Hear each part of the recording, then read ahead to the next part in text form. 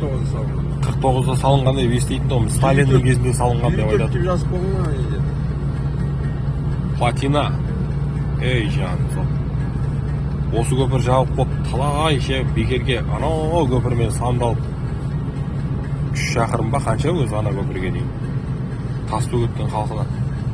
Осы тұрғанда мына жерден Тасбөгетке барып келуіміз керек, сандалып анау новый мостқа баратырмыз енді.